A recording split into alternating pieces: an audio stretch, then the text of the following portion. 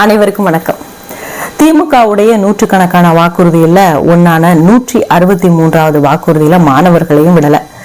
தமிழகத்தில் இருக்கக்கூடிய அனைத்து மேல்நிலை பள்ளி மாணவர்கள், கல்லூரி மாணவர்களுக்கு 5G 4G 5G 10GB பதிவிறக்கம் செய்யக்கூடிய கைக்கணினி டேப்னு சொல்றாங்கல்ல, அது வழங்கப்படும். அது மட்டும் இல்ல, கல்வி நிலையங்கள் அனைத்துக்கும் வைஃபை கொடுக்கப்படும் அப்படின்னு சொன்னாங்க.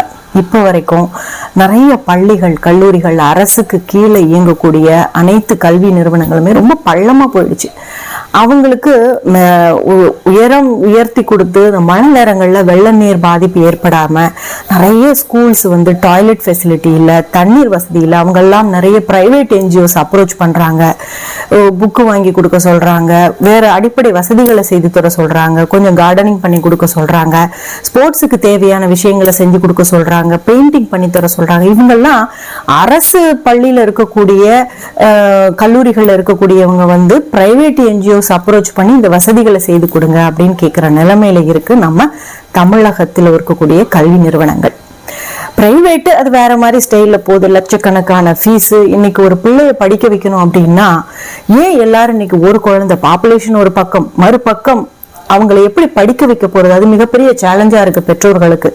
1 லட்சம் ரூபாய்க்கு மேல ஃபீஸ் இருக்கு அப்படின்னா அவங்களால ஒரு பிள்ளைய தான் படிக்க வைக்க முடியும். ஒரு ஆட்டோக்காரரா இருந்தாலும் அரசு பள்ளியுடைய கல்லூரிகளுடைய தரம் நல்லா இருந்துச்சு அப்படின்னா இவர்கள்லாம் தனியார் பள்ளி கல்லூரிகளை நாட வேண்டிய அவசியம் இல்லை.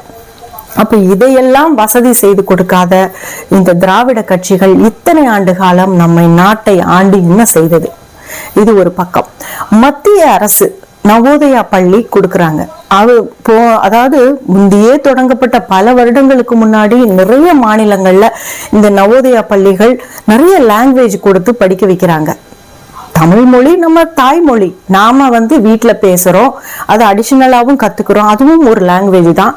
மற்ற மொழிகளை கத்தாதானே நம்ம நாட்டுல இருக்கிற பிள்ளைங்க கற்றுக்கொண்டால்தான் பிற மாநிலங்களுக்கோ வேறு நாடுகளுக்கு போய் வேலை செய்யும் போது அவர்களுக்கு அதிகப்படியான அறிவும் நாலேஜும் இருக்கும். அதை விட்டுட்டு தமிழ் மொழின்னு இந்த தமிழ் வைத்து மொழி அரசியல் செய்து நம்ம தமிழகத்துல இருக்கக்கூடிய பிள்ளைங்களுக்கெல்லாம் வேற கற்றுக் கொடுக்க வேற அடுத்த நிலைக்கு செல்ல விடாமல் பார்த்து கொண்டார்கள் இந்த திராவிட கட்சிகள். அது மட்டும் இல்ல, இந்த நவோதயா பள்ளியில வருடத்திற்கு 200 ரூபாய் ஃபீஸ். மற்ற பள்ளிகளை கம்பேர் பண்ணா சிபிஎஸ்சியோட இணைந்து போர்ஷன் கொடுக்கறாங்க, சிலபஸ் கொடுக்கறாங்க. அப்போ அதனுடைய தரம் எப்படி இருக்கும்? அப்ப அந்த மாதிரி பள்ளிகள் தமிழகத்துல நிறைய வந்தது அப்படின்னா நமக்கெல்லாம் எவ்வளவு பெரிய பேரண்ட்ஸுக்கு ரிலீஃப்.